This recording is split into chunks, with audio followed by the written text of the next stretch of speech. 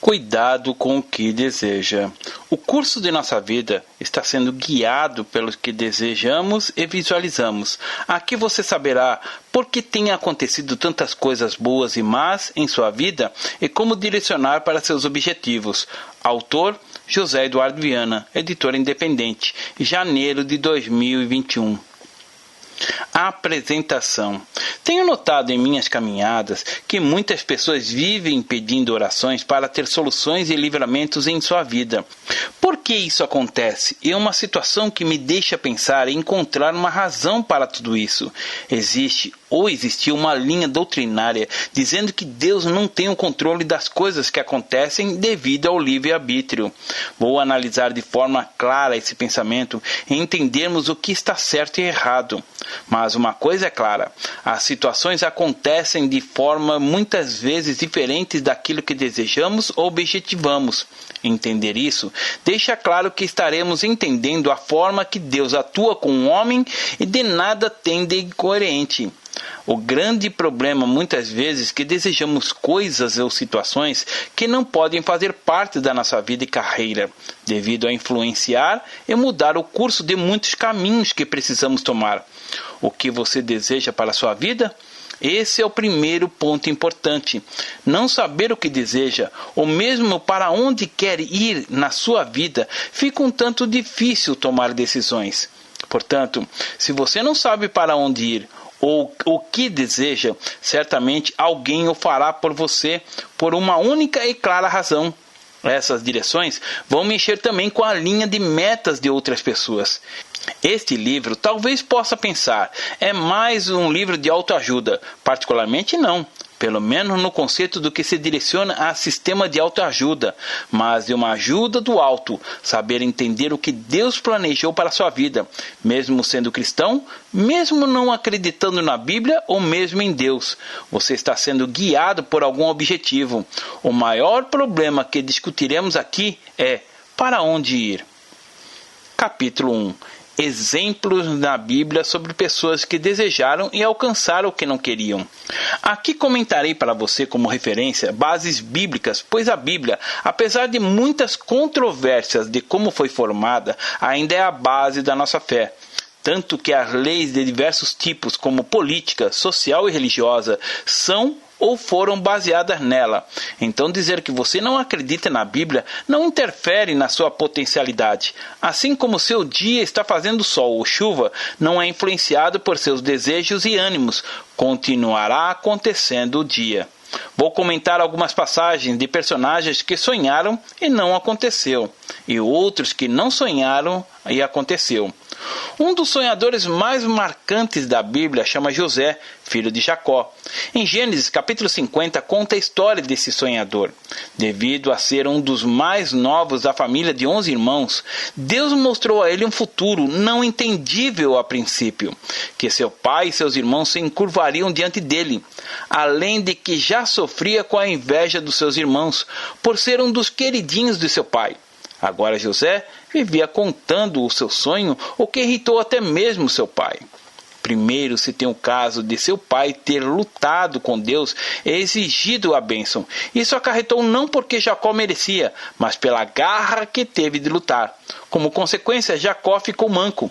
Jacó, ainda que está na linhagem de Jesus, não foi o exemplo a ser seguido. Foi trapaceiro, fez divisão na sua própria família, apoiou a divisão entre os filhos e muito mais. Até o nascimento de Jacó teve a luta no momento do parto, onde estava saindo em primeiro e seu irmão o puxou saindo antes dele.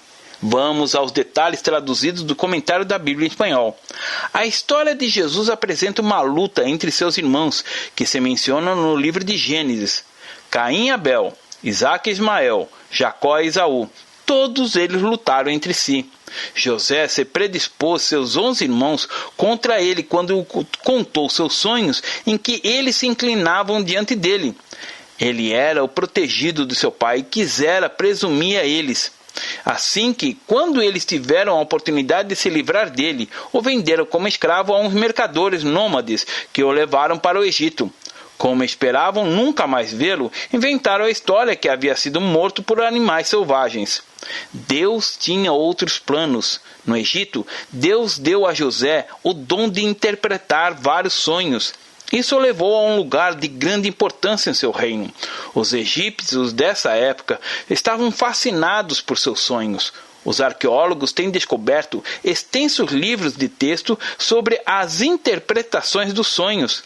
Porém, o êxito que teve não foi o suficiente. A narração bíblica segue adiante, já que Deus queria que tivera o perdão da família. Uma fome fez com que os irmãos de José deixassem Canaã. Chegaram ao Egito em busca de alimentos. Ajoelhados diante de José, tão adaptados aos costumes egípcios que não o reconheceram. Lhe suplicaram que lhe desse permissão para comprar alimentos. Desta maneira, começou uma das lutas mais estranhas da Bíblia. José pode ter se reconciliado com seus irmãos nesse mesmo instante, recebendo-os de braços abertos, ou poderia ter se vingado deles, ordenando a sentença de morte. Porém, não fez nenhuma das duas. Começou a elaborar uma série de provas, exigindo-lhes coisas por meio de trapaças e acusando-os. Durante quase 2 anos manteve esse jogo. Conseguiu que os seus irmãos sentissem confusão e temor e que admitissem a culpa. 20 anos não havia conseguido que os irmãos de José se esquecessem dele. No momento em que surgiram os problemas, brotou o sentimento de culpa. E diziam uns aos outros: verdadeiramente temos pecado contra o nosso irmão, pois vimos a angústia da sua alma quando nos rogava, e não escutamos. Gênesis capítulo 42, verso 21. O drama provocou a José um esforço emocional tremendo. Gênesis registra 5 vezes que ele rompeu em choro, sendo tão forte em uma ocasião que as pessoas estavam em um quarto com ele e escutaram. O sonho de um homem, projetado por Deus para salvar várias nações, fez com que sofresse amargas situações, perseguições e muitas das vezes injúrias. José alcançou seu sonho, sim, mas a que custo? A custo de sua própria vida, massacrada, esmiuçada, suas vontades desprezadas, mas que ao final foi tal ponto honrada que o seu pedido no leito de morte, de que quando o povo de Israel, agora numeroso no Egito, saísse, fosse levado seus ossos com ele. Isso se cumpriu na libertação do povo centenas de anos. Deus sobre a liderança de Moisés. Quantos mais existem na Bíblia de sonhadores que, direcionados por Deus, apesar de sofrerem, se cumpriu para que outros pudessem ser salvos e libertos. Desejar alguma coisa pode refletir em muitas situações desejáveis e indesejáveis. Dificilmente saberemos os resultados, mas poderemos analisar quais devemos ter em mente e nas nossas metas e objetivos. Capítulo 2. Exemplos na Bíblia sobre pessoas que não desejaram certas situações, mas aconteceu. Uma clássica experiência aconteceu a caminho de Jerusalém e é contada pelo apóstolo Lucas, que apesar de não ter visto Jesus, seu trabalho minucioso de pesquisa dos acontecimentos registra momentos marcantes como esse, que vamos ao texto. Tudo que tinha a ver com Jesus parece adquirir maior intensidade nos últimos dias na terra. E não cabe dúvidas que ditos dias oferecessem uma chave para poder entendê-los. As reações faziam da passagem de uma impetuosa celebração em um dia de descaso condenatório no seguinte. Estes últimos dias incluem uma cena de triunfo, a grande entrada de Jerusalém. Os peregrinos enchiam as ruas celebrando a festa.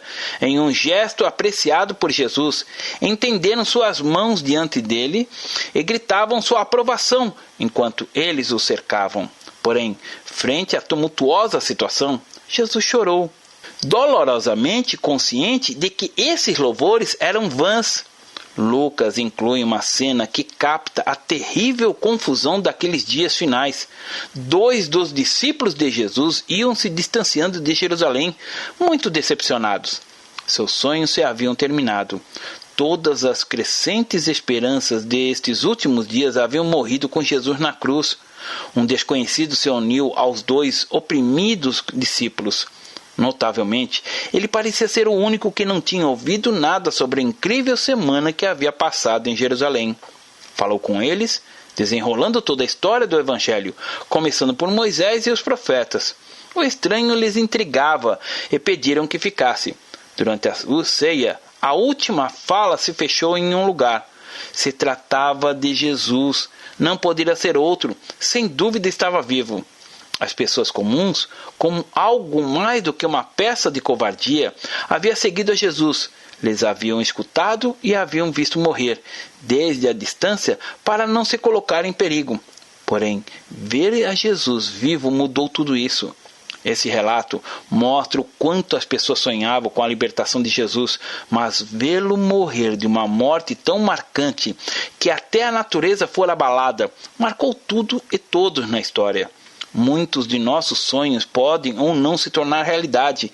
Qual caminho estamos tomando que demonstrará as possibilidades de resultados que teremos? Muitas experiências que tomamos, Deus permite para que possamos ter a experiência do sofrimento e assim aprender a caminhar corretamente. As pessoas sonham e através desses sonhos sofrem e os resultados apontam para qual objetivo na realidade estavam caminhando. Capítulo 3. Por que temos esta capacidade de criação e como trabalhar esses pensamentos? A capacidade de criação foi dada na formação do homem, quando Deus disse: façamos o homem conforme nossa imagem e semelhança. Está muito além do que possamos interpretar até nos dias de hoje.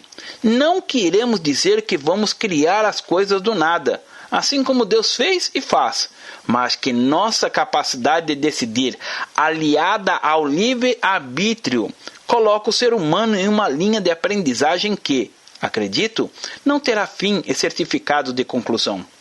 Uma das capacidades que temos está muito clara, e a criação de soluções é claro. Problemas.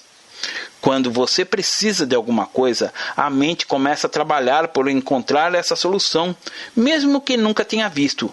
E nesta base que temos o poder de criação. Conforme o ditado, a necessidade cria a força. Posso dar inúmeros exemplos pela experiência pessoal. No caso de artesanato, as capacidades de criação são claras. Ao trabalhar com bambu, por exemplo, e transformá-lo em móveis e utensílios, ainda também em projetos de decoração. Outro lugar que é muito forte o poder de criação in natura é a cozinha. Para quem gosta e sabe cozinhar, é muito claro que, de acordo com o que você tem, precisa criar a formação de pratos para que possamos construir certos alimentos que, in natura, são intragáveis. Essa capacidade de criação que faz com que o homem sobreviva e encontre soluções aos problemas e limitações. Inclusive, é de saber geral que as limitações estão no poder e na capacidade de cada indivíduo de fazer e trazer soluções. Mas então, se temos o poder de criar, por que passamos por tantos problemas e temos tantas limitações? Alguém pode dizer que está na educação a capacidade de criação. Em parte sim, mas os índios que não tiveram educação, que nós alcançamos e com a facilidade que temos de pesquisar, mas de acordo com as suas experiências, até hoje têm o poder de nos ensinar muitas coisas. Então posso dizer que a capacidade é de acordo com as experiências, sim e não. Mais uma vez volto a dizer que a necessidade é a mãe da capacidade. Se você precisa de alguma coisa, tem ferramentas, então você começa a transformar o que tem em produtos que facilitem sua vida. E de onde vem essa capacidade? Senão do nosso Criador que nos deu o poder, através da sua palavra, de criarmos, claro, limitados às nossas necessidades reais e básicas, as coisas e situações que nos fazem ter e ser o que somos. Nesse ponto, vou seguir para a questão seguinte: como trabalhar esses pensamentos? Somente ter pensamentos em coisas boas seriam a solução? Mas aí se cria um outro problema que precisamos resolver. O que é bom e o que é ruim? Isso vai depender de quem deseja. Sim? Não. Uma coisa ou situação pode ser boa para mim, mas ruim para você e seus familiares. Um exemplo: comer faz bem. Sim. Mas o que comer e como comer vai fazer toda a diferença em nossa saúde. Sabemos que somos aquilo que comemos. Se você, assim como eu, é viciado em refrigerante, um dia sua saúde vai cobrar, como tem cobrado de mim, sendo que depois de muitos anos estou com um problema chamado gota, uma acidez nas juntas que fazem com que tenham dor. Como resolver? Somente contornando mesmo, evitando alimentos ácidos. Aquilo que você deseja, mesmo sem conhecimento de razão ou causa, vai acarretar em frutos, e esses frutos podem trazer novos problemas, que terá que buscar soluções e paliativos para conseguir seguir com sua vida. Isso é uma pena que não nos ensinaram quando crianças, ou mesmo quando conhecemos a Jesus, pois, creio eu, poderia-se evitar muitos transtornos, mas nada é por acaso. Apesar de depois de alguma idade, podemos aprender a mudar. Melhor será se mudar enquanto novo. Trabalhar com a nossa mente, pelo menos para mim, é tremendamente difícil, pois muitos pensamentos ocorrem a cada segundo, segundo nossas expectativas. Direcionar esses pensamentos que é um trabalho que deve ser contínuo e cuidadoso. Um outro problema também em direcionar nossos objetivos é que vivamos em uma sociedade que exige soluções imediatas, e isso não permite analisar o tempo suficiente, sendo assim que acontecem os erros e problemas. Então, como trabalhar para melhorar aquilo que pensamos e queremos? Dar um passo de cada vez. Sabe-se que a prática começa com pequenas ações. Você não se torna um profissional da noite para o dia, ainda que fique 4 ou mais anos estudando. Depois dos seus estudos vem a parte prática, onde continua essa aprendizagem. Desta forma, devemos trabalhar nossos pensamentos. Inicie exigindo de você atitudes simples como: vou almoçar? Então vá almoçar. Vou fazer o café da manhã? Então faça o café da manhã. Vou fazer tal coisa? Então faça. Ainda que possa aparecer interferências no caminho, comece com as pequenas coisas que determinou e faça. Ninguém sobe uma montanha dando 10 passos de cada vez, mas segue passo após passo. Nossa mente trabalha desta forma, neurolisticamente falando. Quando você diz que vai fazer uma coisa e não faz, a mente começa a cobrar para fazer. Quando a manda calar, ela começa a se adaptar a isso e saberá que quando não for fazer imediatamente, após o comando, assim como das outras vezes, você não fará. Não existe em nossa mente o amanhã. Por essa razão eu digo, o que o deixa para depois é a atitude que mais atrapalha com nossos objetivos e desejos. O deixa para amanhã, pois não existe. Quando é esse tempo depois, não tem um dia e horário definido, então a mente joga na lata do esquecimento. E pior que isso, pode se tornar uma rotina e atrapalhar todo o nosso futuro. Capítulo 4. Qual a capacidade de alcançar seus desejos? Nossa capacidade de alcançar, conforme comentei, primeiro precisa estar baseada em alguma lei. E a melhor e mais confiável é a palavra de Deus. Não adianta discutir outras bases, pois, de uma forma direta ou indireta, todas as outras leis, qualquer que seja, foram baseadas na palavra de Deus. Então, melhor do que pegar atalhos, vá direto à raiz, a própria Bíblia. Primeiro você precisa conhecer. E quando digo conhecer, não digo estar em alguma igreja ou confiando cegamente em algum pastor, pois os dois, mesmo assim, têm erros, apesar de serem instrumentos de Deus. Instrumentos e não Deus. Se baseie nas leis bíblicas, primeiro do Novo Testamento. Coloque como regras preceitos informados por Paulo e outros apóstolos.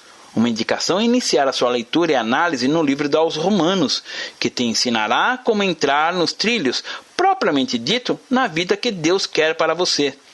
Sabendo e conhecendo os preceitos e as leis, você vai paulatinamente mudando suas ações e reações quanto a tudo que rege sua vida. Se enganava, não engane mais. Se mentia, não minta mais. Isso fará uma tremenda revolução em sua vida e na vida das pessoas que estão ao seu redor. Como disse anteriormente, os passos devem ser seguidos de um a um. Não acredite que se tomar uma decisão hoje, tudo muda. Pode até parecer, mas os frutos de ações realizadas anteriormente ainda vão cobrar de você. E a cada ponto vai solucionando e mudando. A vida cristã não é religiosidade, mas um estilo de vida que estamos constantemente fazendo ajustes e consertos de nossas ações e reações. Mas quero resultados de sucesso imediato, você pode dizer. Perdoe dizer que isso não existe. Você não nasceu de um mês, mas precisou ter uma média de 9 meses para vir ao mundo e depois, pelo menos 5 anos para iniciar uma vida de decisões. Então, Se desejar ter uma mudança firme e sólida, inicie agora as mudanças do que passa em sua mente, pois quando os frutos chegarem, você saberá e terá prazer de como apreciá-los. Um outro ponto bastante importante que devo informar, que muitos dos seus desejos não se completarão. Isso é triste, não? Devido às experiências que temos, muitas vezes desejamos coisas que não nos servirão para nada. Um exemplo? Quem nunca entrou em uma loja do R$1,99, aquelas que têm miudezas e utensílios diversos, e não comprou algo que depois viu que nunca usará? Isso é uma situação terrível contra você mesmo. No momento que você faz isso, não são as pessoas ao seu redor que sofrem, mas você. Sua mente tem a capacidade de se adaptar poderosamente. Então, no momento que não obedece à sua própria disciplina, você ficará propenso a aceitar qualquer influência que vier externa. E veja que somos bombardeados segundo a segundo em todas as direções, como TVs, revistas e até mesmo caminhar nas ruas. Tudo para influenciar você a tomar a atitude que eles querem que você tome. Em todos os momentos da vida, seguimos algum tipo de disciplina. Quando somos crianças, sofremos a disciplina de nossos pais. Depois, na escola, a disciplina dos estudos. Nas amizades, sofremos as disciplinas da sociedade que vivemos. Quando adulto, agora sou livre, ninguém me manda. Lê do engano. Você sofre com a disciplina dos compromissos, do trabalho, na sua nova família, etc. Então, começar a viver uma nova disciplina não é estar escravo de alguma coisa, mas sim seguir em direção a objetivos que você alcançará. Quem pensa que não obedece a nada e ninguém, está este sim sendo dominado por outros. Um outro ponto também que quero registrar é ser feliz por ser assim. Que nossos desejos não são alcançados no tempo que queremos. Se assim fosse, estaríamos enrascados. Já pensou em desejar comer algum tipo de alimento e no ato acontecer? As consequências podem ser adversas. Algumas, como podemos citar, o valor de pagar, o modo de conseguir, o resultado em seu organismo, etc, etc, etc. Além que, de acordo com as nossas experiências, mudamos de metas constantemente. Certamente você já objetivou alcançar um tipo de carro. E no decorrer do tempo, descobrirá que aquele automóvel consome mais combustível que pode pagar, ou que sua manutenção é muito cara, ou mesmo que os impostos que ele sofre são astronômicos. Isso, se acontece de imediato, seria uma desgraça para nós, pois com todos os adjetivos, temos que aceitar que vêm as consequências. Capítulo 5. Como viver uma vida abundante e próspera, influenciando pessoas e situações. Aí chegamos à pergunta que vale $1 milhão. Como viver a vida abundante? O que posso dizer é que a vida abundante é relativa. Você pode morar em uma casa simples e ser tremendamente feliz. Morar em um palacete, uma casa com todo o conforto, e ser tremendamente infeliz. O maior problema de nossas metas serem alcançadas é que, disse anteriormente, somos bombardeados segundo a segundo com a enxurrada de decisões. Precisamos, em primeiro lugar, ter claro o que precisamos e o que não precisamos. Você precisa ter realmente a quantidade de roupas que tem ou a quantidade de sapatos que tem? Se sim, não será porque quer concordar com as influências externas, ou seja, mostrar para os outros. E o que os outros têm que vai ajudar na hora que precisar? Defina em sua vida quais são as prioridades, o que realmente precisa e não precisa. É a grande pergunta: por que precisa? Responda a isso e verá que muitas coisas que tem ou adquire, na realidade foram por influências externas. E você não está sendo manipulado? Comece a tomar as rédeas de sua vida. Existe um ditado oriental que diz: a vida é o melhor dos mestres, o único problema é que ela mata todos os seus discípulos. Esperar ter a experiência da idade para tomar decisões não é um tanto irônico. Você descobrirá que gastou e tomou ações e reações que não precisava ter tomado e com isso ter evitado muito sofrimento que está vivendo isso. Não adianta dizer: se eu pudesse voltar no tempo. Você não pode, mas pode mudar seu futuro e os frutos que nela virão. Assim como o navio, Uma mudança, ainda que pequena, no leme, poderá distanciar de sua meta de chegar de Santos à Bahia e levá-lo à África. Assim, todas as ações e reações ditarão onde chegará.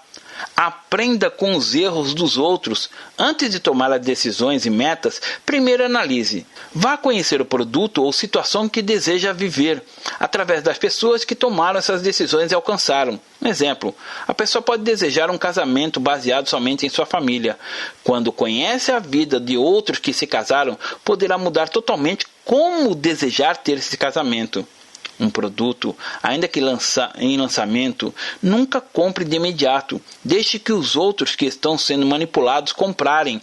E aí você saberá a verdade sobre o dito equipamento que a mídia e o produtor não contou. Isso vai evitar muito sofrimento em sua vida. Saiba que todas as atitudes que tomamos não somente vai influenciar sua vida, mas tudo ao seu redor. E pode até influenciar pessoas que não estão ao seu redor. Se você se torna um drogado, um viciado, os fornecedores de droga terão condições de viciar mais pessoas. Você perderá o emprego, a família e muitos bons amigos, pois perderá o controle da sua vida. Mas se você se tornar uma pessoa bem-sucedida, fornecedor de produtos que trazem soluções à vida das pessoas, independente se for alimentos ou equipamentos, verá que todos ao seu redor terão prazer de estar ao seu lado, irão desejar estar com você na produção desses projetos. Conclusão. Se você entendeu tudo o que escrevi, entenderá que tudo começa dentro de você, de como utilizará a força motriz que Deus permitiu ter dentro de você. Não tem como uma bananeira não produzir bananas, se ela estiver bem de saúde, assim como não tem como você não criar nada, a não ser que esteja morto. Você está vivo, então saiba como usar essa força motriz de criação dentro de você. Comece a dirigir seus pensamentos na direção correta. Seus desejos vão definir tudo que existe de dentro e ao redor de você. Ninguém deseja estar ao lado de pessoas que ficam reclamando, chorando. Assim como a Bíblia diz, o choro pode durar uma noite, mas a alegria vem pela manhã. Pare de reclamar e faça uma reciclagem em seus pensamentos, trocando os pensamentos determinantes do mundo para os que Deus deseja para a sua vida. O mundo vai te dar alguma coisa para receber algo de você. Deus não precisa nada de você, Ele tem tudo e, portanto, é melhor, pela lógica, você estar ao lado, sendo influenciado por alguém que nada vai exigir de você, a não ser seu agradecimento. Pense nisso. Desejando comentar, use o site cuidadocomquedeseja.webnode.com ou mande um texto de WhatsApp ou Telegram para mais 55, que é Brasil, 11 94 806 8714. Sua participação e opinião será muito bem-vinda, qualquer que seja. José Eduardo Viana.